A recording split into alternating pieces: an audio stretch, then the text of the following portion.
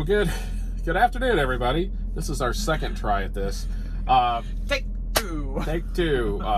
It is Tuesday afternoon, and we are sitting here getting ready to pick up sometime today. We are somewhere in the United States of America at an undisclosed location. Anyway, we picked up this morning. Well, we haven't picked up We have yet. a woods behind us. We have woods behind us. Yes. Oh, we did get a really interesting nature thing, even though we're in the middle of, a town. There was a hawk out here, and I think he had decided he was going to have breakfast, lunch, or whatever it is right now. Right. But I couldn't get a picture of him because it was too fast. Right. So we got up this morning, took our showers. We were able to get our showers. We were at the TA in Whitestown, Indiana, which is just northwest of Indianapolis. No problems. Able to get in, get out. Didn't touch anything. Yeah. Didn't look at anybody for fear that they would come talk to us.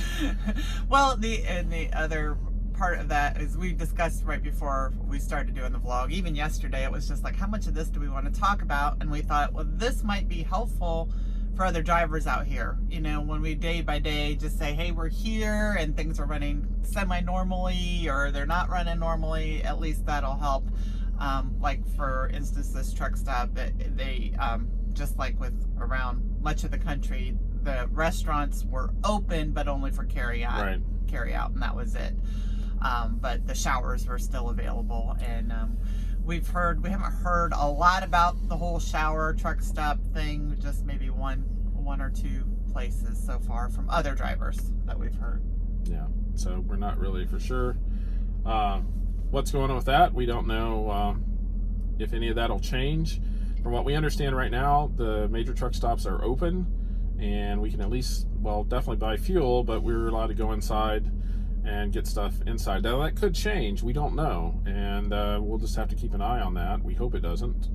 But, like we heard last night, that the state of Pennsylvania is closing all the rest areas on Interstate 80, and that's really going to impact people trying to take half-hour breaks or just getting off the road to go to the bathroom. Yeah, and if you're used to paying cash on the turnpike, you can't do that. Right. So just make sure you have a card with you everywhere you go, which is really weird because it used to be when kind of major things like this would happen. Not that it's happened like this ever, but you're always told, now make sure you got some cash, make sure you got cash. But I think people are really, getting a little nervous about the whole touching the cash because, even when we were growing up, it's don't wash your hands. That money has been, you don't know where that money's been, right? And now you really don't. And so, we're trying to avoid cash when possible, I guess. That's just so weird. Which we do a really good job at anyway. We hardly ever spend cash money out on the highway. I mean, usually if we go in, we have points that we can use for a drink or something inside. And we don't eat out. So, the only time we really use cash is usually if we leave a tip. We'll leave a tip in the shower, or we'll leave a tip after, if we do go in and eat, we'll leave a tip.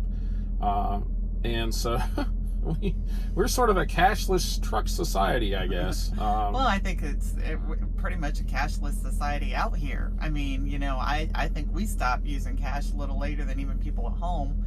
Our kids, I don't know if they use cash for anything anymore, unless it is a tip, and mainly because they and I think it's changed over the years, but it used to be that the waitresses, the servers wouldn't get their tips that day unless they were cash, and I think that's changed a little bit over the years, so I think they get them a little quicker now, but that used to be kind of our rationale behind leaving cash for the servers. And so we still do. So that's basically the only way. You can't leave a tip in the shower on a credit card because that doesn't work. Or, so that's our habit. That's about the only thing we use our cash for, which is really odd, considering just, when we didn't ever use a card. We always use cash. Well, and I think it'd be interesting in the comments too, if people would share where they're maybe at, either they're living or the area that they're in, if there's any, things that maybe we as truck drivers need to know that have shut down that maybe we haven't been aware of. I mean, this is this is something big enough where we have to almost constantly be on the news. And I hate listening to the news. I think we went over that yesterday. Yeah. But, have to I'm attention, up listening, going, okay, we're going to be going through XYZ, PDQ states, what's going to be going on in there. The new states, the 52nd and the 53rd state.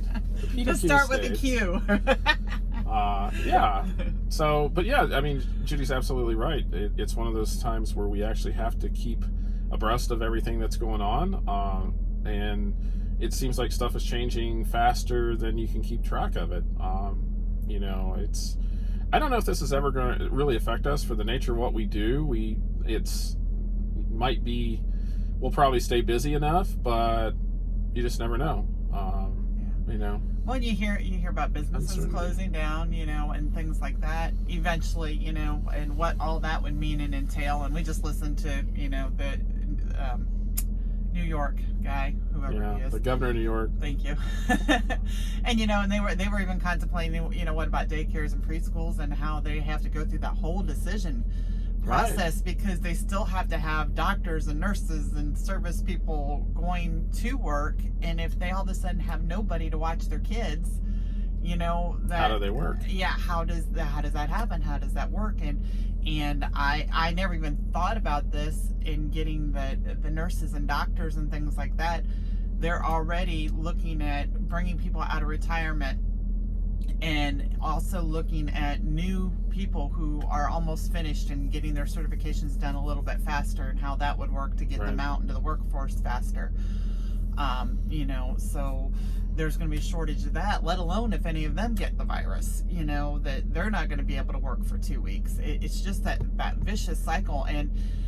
And I guess at first I kind of looked at it, it's a virus, it's, what big deal is it? But it spreads so rapidly. And I'm not fearful of it, myself. If we get it, it happens, but I just don't want to spread it to those people who are going to be needing to help those other people. Yeah, I mean, we know several people that are high on the list of, nasty stuff will happen if they get this, between transplant recipients that we know. Our transplant friends and my nephew, and just other folks, that are up there in age or have respiratory problems or... I have a big family, and my aunts and uncles are all, with what they would consider numerically older. And life-wise, they're still really kids. But, but the effects it could have on them, So anyway, I guess we're just going to be watchful and careful and wash our hands all the time, and we'll come up with our typical, stupid stuff. Yeah, the stupid stuff we see out in the road. And Randy, I did read your comment. We are going to get, we'll get some videos out there of... Try to do some scenic videos, maybe take everybody's mind off from it a little bit, which I think is one thing that we all need at this point in time. We need some smiles and giggles. But unfortunately, we're in a position where we can't completely take our mind off from it. This is something that's going to affect us, and we don't know, stuff has changed so much in the last week. Yeah, like the last video was called Change and Change. It's because what we witnessed, it's just in a couple days, and every day is different. So we'll stay safe. You guys stay safe. Wash your hands. Keep away from everybody else. And we'll see you all in the next video. So long, everybody. Good night.